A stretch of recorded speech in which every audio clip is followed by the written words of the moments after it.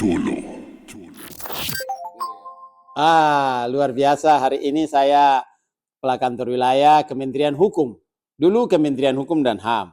Sekarang sudah berubah. Jadi sudah jadi Kementerian Hukum dan saya masih bertanggung jawab untuk semua yang peduli untuk kekayaan intelektual di Papua. Begitu.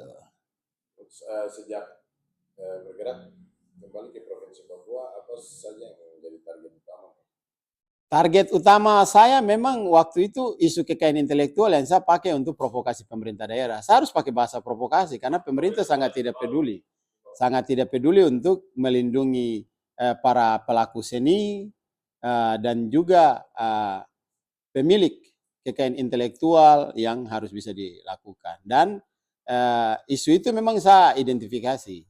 Sehingga saya mainkan mulai dari Papua Barat dengan mendorong Pemda Provinsi Papua Barat membayar royalti bagi pencipta lagu Tanah Papua, almarhum Bapak Yance Rumbino 500 juta, dan juga untuk pencipta lambang Provinsi Papua Barat dibayar 1 miliar untuk yang mendesain lambang Provinsi Papua Barat.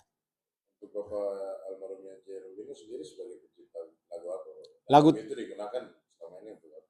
Jadi lagu Tanah Papua kenapa saya lakukan untuk membantu Bapak Yance? Karena di setiap momen protokoler di Provinsi Papua Barat itu selalu dinyanyikan. Dia menjadi bagian yang terpisahkan dari protokoler sebelum lagu Bagimu Negeri dinyanyikan.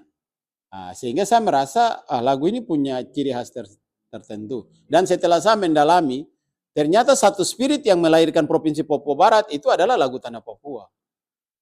Karena di setiap almarhum Gubernur pertama Abraham Mataruri pergi ke setiap wilayah di Papua Barat, dia memberi sambutan, memberikan semangat untuk pembentukan Provinsi Papua Barat, pasti lagu Tanah Papua dinyanyikan.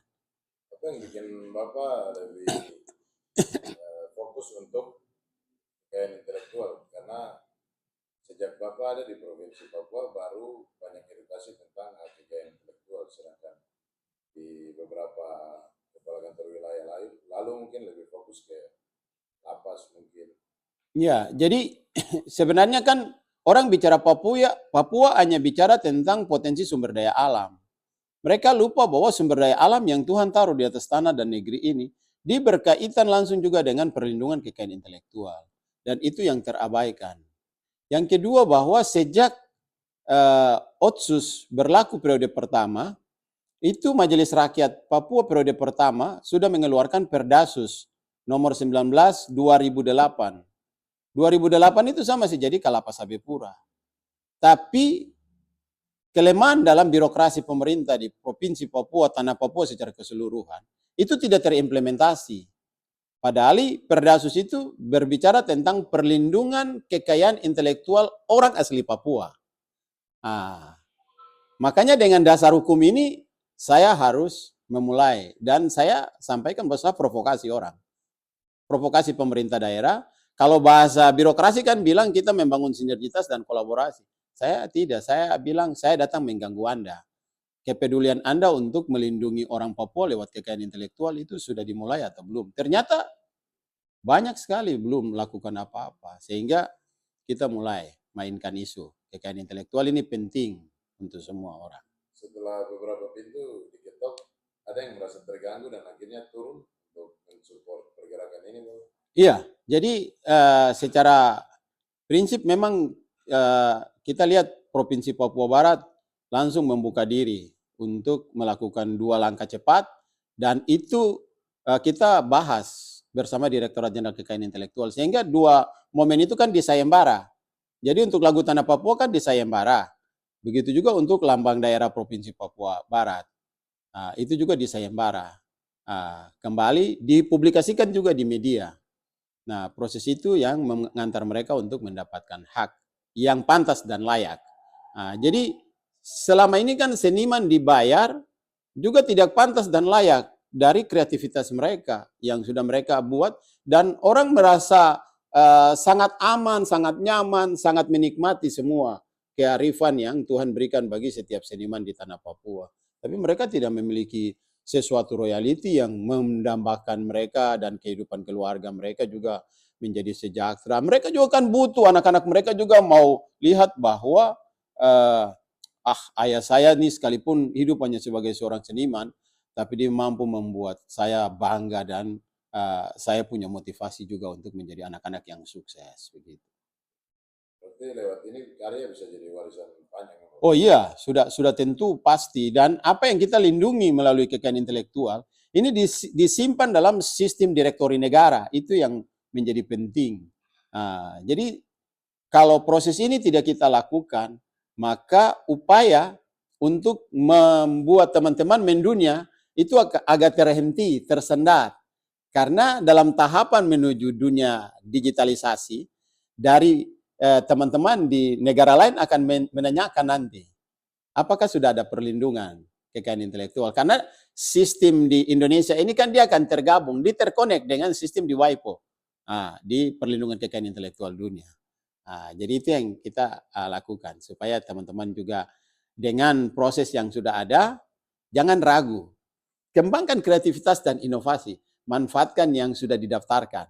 Pasti ada waktu Tuhan yang terbaik untuk anak meraih kejayaan. Sejauh ini apakah ada dinas-dinas terkait yang sudah turun ikut mendukung dan berapa pencapaian pencatatan HKI sejauh ini? Iya, jadi kan sejak di Papua ini kan mereka terganggu dengan lagu Tanah Papua. Itu saya datang dan saya sampaikan Provinsi Papua tidak bisa mengklaim lagu Tanah Papua milik Papua lagi, karena itu sudah milik Papua Barat.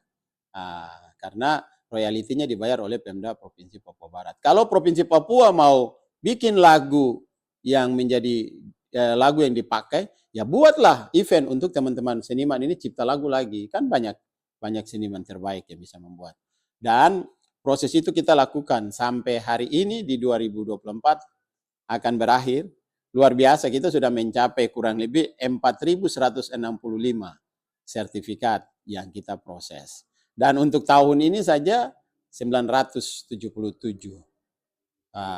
sertifikat yang kita proses.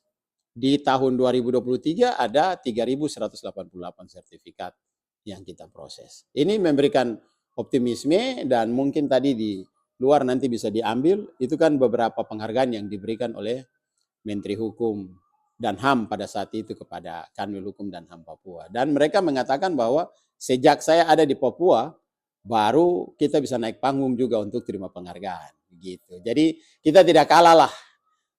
Kekalahan kita ini kan kurang dukungan saja. Tapi ya teman-teman harus bersemangat. Kita akan gaspol untuk terus berinovasi bersama-sama.